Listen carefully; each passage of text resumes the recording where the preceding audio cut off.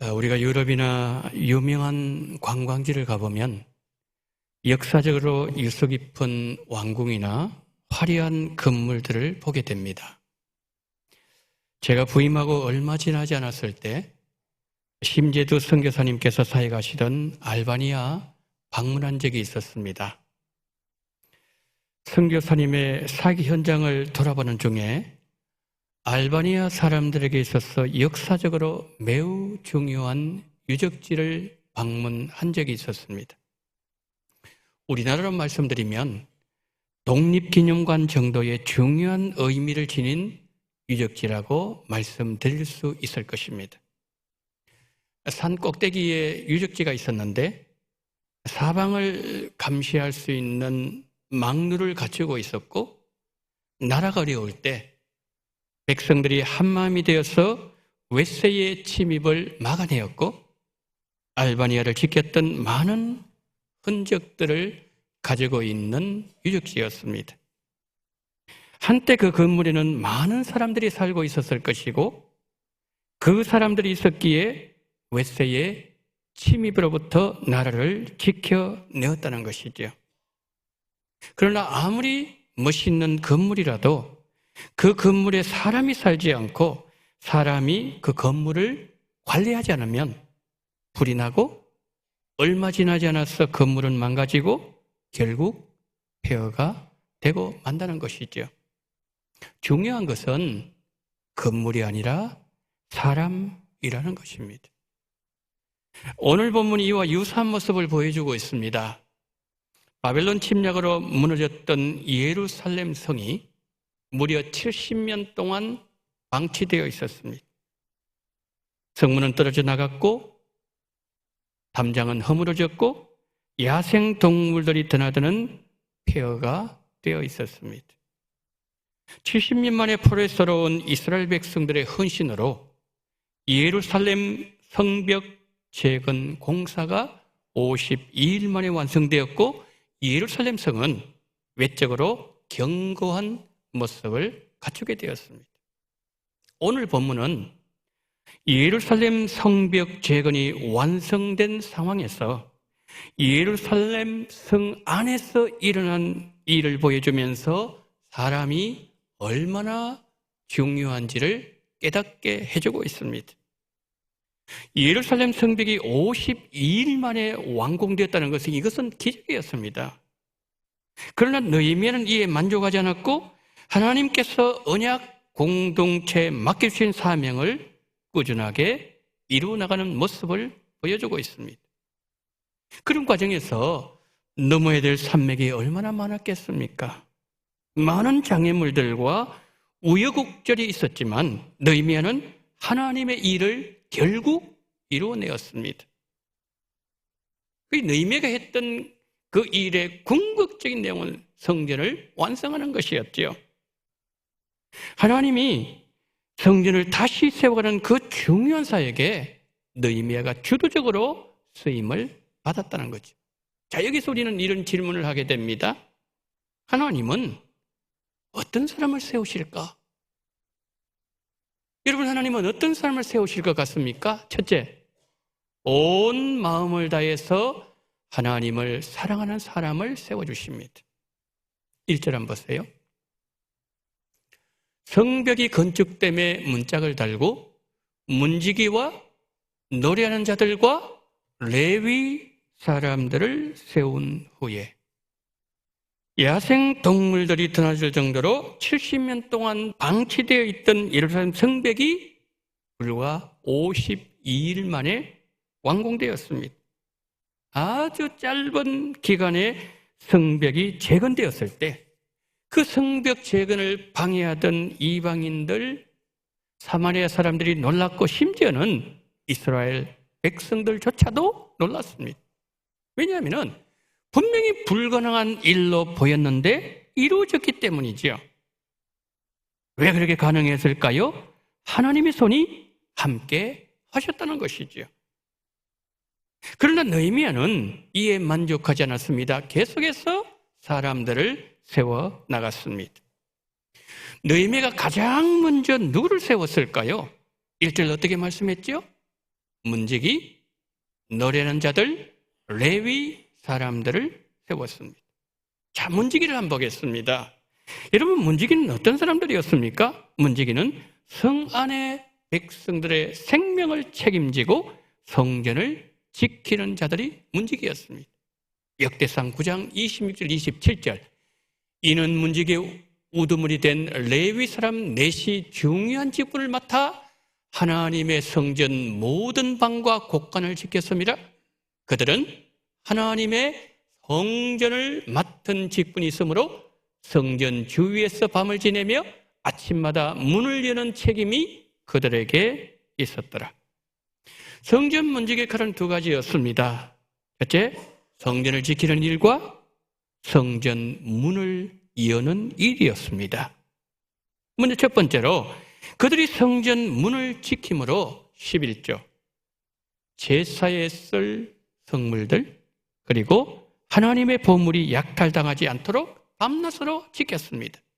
우리가 앞에서 보았던 것처럼 특별히 4명의 그 대표 문지기들이 순서를 따라서 모든 일이 원활하게 진행될 수 있도록 총 감독을 했다는 것이죠. 그 다음에 두 번째로 성전의 문지기들은 아침마다 성전 문을 여는 일을 했습니다. 특히 그 4명의 총 감독들은 한 주씩 돌아가면서 자신이 성전 지키는 주가 되면 집에 가서 잠을 자지 않았습니다. 예루살렘에 머물면서 밤에는 성문을 닫았고 아침에는 열쇠로 성전 문을 열었습니다. 너무나도 충성스러운 사람들이었습니다. 이 4명의 대표 지도자들, 정말 맡겨주신 사명을 생명을 다해서 감당했던 사람들이라는 거죠. 성전 문지기들이 성전 문을 열면서 부정한 사람, 백성을 위험에 빠뜨릴 수 있는 사람들을 다 선별하는 일을 했다는 것이죠. 거룩의 최전방에서 죄가 성전에 들어오지 못하도록 성전의 거룩을 지키는 매우 중요한 일을 맡은 자들이 성전 문지기들이었습니다.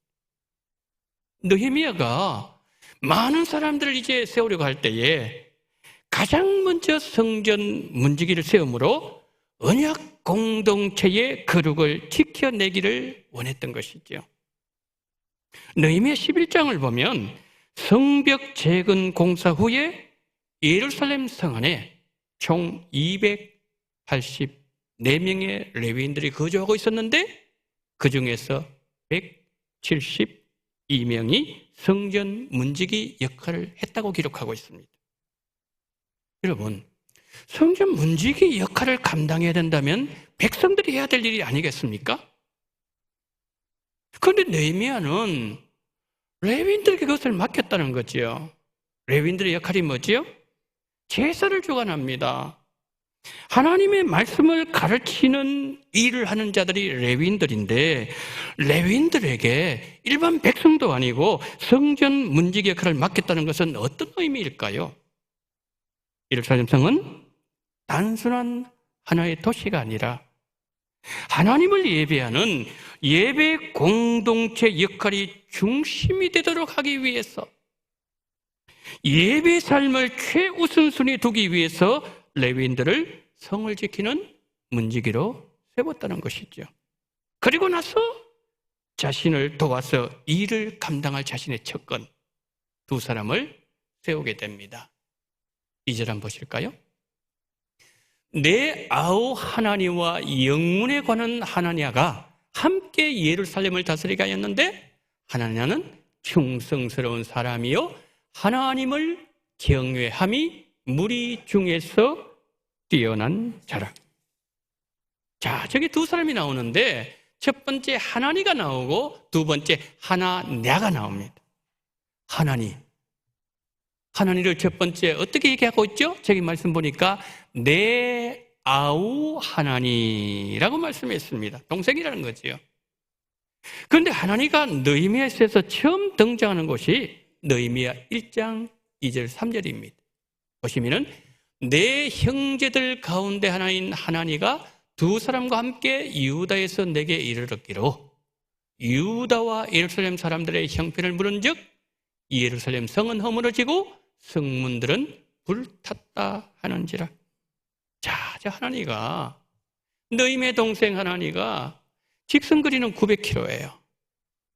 그 바벨론까지. 그런데 옛날엔 다 그랬습니까? 요즘처럼 고속도로 아니에요.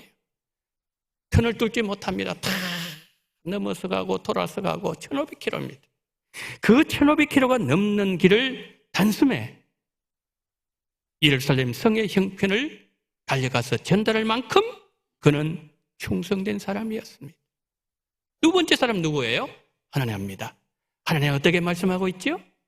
하나냐는 영문의 관원이었다. 영문이 뭘까요? 예루살렘을 지키는 망대, 요새를 말합니다. 망대에 올라가서 사방을 늘 응시하면서 적들로부터 성을 지켜내는 일을 한 사람이 하나냐였습니다. 자, 느헤미야가 중요한 위치에 사람을 세울 때 기준이 무엇이었습니까? 2절 한번 보여주세요. 하나는 충성스러운 사람이요 하나님을 경외함이 무리 중에서 뛰어난 자라. 첫 번째 기준이 뭐예요? 충성이에요. 두 번째 기준은 뭐죠? 하나님을 경외함이었어요. 그 마음이 진실하고 변함이 없고 신뢰할 수 있는 사람, 그의 삶과 신앙의 중심에 하나님이 계시고 말씀에 의해서 살아가는 사람, 하나님의 통치 아래 늘 머무는 사람, 그것이 느헤미야가 사람을 세우는 첫 번째 기준이었습니다. 여러분, 느헤미야가 사람을 세울 때 그 사람이 가지고 있는 능력을 보지 않았습니다. 그 사람의 경력도 보지 않았습니다. 그 사람의 마음에 하나님을 향하고 있는가? 그 사람이 평소에 어떤 모습으로 하나님 앞에서 살아가고 있는가? 그가 평소에 어떤 자세로 하나님께 예배를 드리고 있는가? 그것이 사람을 세우는 가장 중요한 기준이었습니다. 안수 집사 권사님 세울 때도 마찬가지예요. 사도행전 6장을 보면 예루살렘 교회가 사도들을 돕는 안수 집사를 세울 때 기준이 무엇이었는지 사도행전 6장 3절 이렇게 말씀합니다. 형제들아, 너희 가운데서 성령과 지혜가 충만하여 칭찬받는 사람 7을 택하라. 우리가 이 일을 그들에게 맡기고. 자, 세 가지죠. 성령이 충만하고 지혜가 충만하고 칭찬받는 사람, 이 세 가지. 자, 먼저 첫 번째로, 여러분, 성령이 충만하는 말은 무슨 뜻인가요? 우리 안에 내재하고 계시는 성령께서 주시는 마음을 잘 분별해서 행하고 말씀에 근거하는 삶을 살아가는 사람, 이런 사람 뽑았어요. 두 번째, 지혜가 충만하다는 사람은 어떤 뜻인가요? 여러분, 사도행전 6장에서 안수 집사를 세우려고 할 때 구제 문제로 예루살렘 교회가 어려움을 당하지 않았습니까? 그때 그 문제를 잘 풀어 나갈 수 있는 지혜로운 일꾼들이 예루살렘 교회에 필요했던 것이죠. 그런데 우리가 교회를 보게 되면 100이면 100사람, 1000이면 1000사람, 만이면 만사람 다 생각이 다릅니다. 각기 생각이 다른 교회 공동체 구성원들의 마음을 다치지 않게 하고 그러면서 문제를 원만하게 해결할 수 있는 지혜로운 사람, 그런 사람들을 예루살렘 교회는 직분자로 세웠다는 것이죠. 자, 마지막 하나, 모든 사람들에게 칭찬받는 사람들을 세웠습니다. 하나님을 예배하는 일에 있어서나 교회 안에서 사람들과의 관계에서도 뭐가 나지 않고 모든 일로부터 칭찬받는 사람, 그렇게 세워진 자들이 스데반이었고 빌립이었습니다. 여러분, 초대교회에는 이런 모범적인 일꾼들이 많았습니다. 한 부부 예를 든다면 바울 곁에서 언제나 바울을 도왔던 브리스길라, 아굴라 부부가 있었습니다. 바울이 로마서를 마무리하면서 믿음의 사람들을 열거할 때 가장 먼저 로마서를 가지고 갔던 베베를 말하고서는 곧이어서 칭찬했던 부부가 브리스길라, 아굴라 부부였습니다. 바울의 마음에는 브리스길라 아굴라 부부를 가장 먼저 칭찬하고 싶은 직분자들로 자리 잡고 있었다는 것이죠. 바울은 로마서 16장 4절 말씀에서 이 부부를 이렇게 칭찬합니다. 그들은 내 목숨을 위하여 자기들의 목이라도 내놓았나니 나뿐 아니라 이방인의 모든 교회도 그들에게 감사하느니라. 자, 바울을 위해서 목숨을 내어놓기를 아까워하지 않았다는 말은 어떤 뜻일까요? 최고의 헌신을 했다는 말씀입니다. 그러면 바울이 브리스길라 아굴라 부부를 이렇게 생각했다면 사람들의 반응은 어땠을까요? 이방인의 모든 교회도 그들에게 감사하느니라. 브리스길라 아굴라 부부를 생각만 해도 감사가 나오는 거예요. 칭찬이 자자했다는 말씀이죠. 우리 원동교회 특별히 젊은 부부들 이렇게 브리스길라와 아굴라 부부처럼 하나님과 사람 앞에 칭찬받는 직분자들이 많아지기를 예수님 이름으로 축원합니다. 자, 이제 본예배 후에 주님의 몸된 교회 세워나갈 직분자 선출할 것입니다. 우리 잠언 16장 33절 다 같이 읽습니다. 시작. 제비는 사람이 뽑으나 모든 일을 작정하기는 여호와께 있느니라. 아멘. 우리가 제비를 뽑습니다. 그렇지만 모든 일의 작정은 여호와께 있다 말씀합니다. 여러분, 하나님은 어떤 직분자를 세우기를 원하는 마음을 가지고 계십니까? 하나님 앞에 충성되고 하나님을 경외하고 지혜가 뛰어나고 교회 공동체로부터 칭찬받는 사람들을 통해서 주의 몸된 교회를 세워나가시기를 하나님은 원하신다는 겁니다. 느헤미야가 오늘 본문에서 가장 가까이서 자신을 도와서 일할 사람을 세울 때, 그리고 사도행전 6장에서 예루살렘 교회가 사도들을 도와서 안수 집사님의 그 모든 일을 감당할 직분자를 세울 때 기준을 보면은 결국에는 하나예요. 뭐죠? 하나님과의 관계예요. 하나님과 어떤 관계에서 그가 살아가고 있는가, 이것이 가장 중요했어요. 그 다음으로는 문제를 해결할 수 있는 지혜도 출중하고 사람들과 관계도 원만한 직분자들을 세웠을 때, 자, 오늘 본문에 그 바벨론에서 돌아온 그 예루살렘 공동체 얼마나 활기차게 그 직분을 통해서 일을 하셨습니까? 사도행전 6장 마찬가지죠. 그렇게 해서 세워진 스데반, 빌립만 보세요. 스데반이 복음을 전하다가 순교당하는 상황에서도 그는 정말 하나님의 영광을 보는, 그래서 그 가운데 사울이 변화받은 그 일에 조금 어떤 기여를 했던. 그리고 여러분, 빌립도 마찬가지죠. 복음을 들고 그들이 나갔습니다. 얼마나 교회가 왕성하게 일어나는 그 일을 감당하는 기초가 되지 않았습니까? 사랑하는 여러분, 하나님 마음에 합한 다윗 같은 사람, 그 한 사람을 통하여 우리 원동교회가 더 건강한 교회가 되기를 예수님 이름으로 축원합니다. 두 번째, 하나님은 어떤 사람을 세워주실까요? 둘째, 하나님이 맡겨주신 자리를 귀하게 여기는 사람을 세워주십니다. 하나님은 어떤 사람을 사용하고 싶어 하실까요?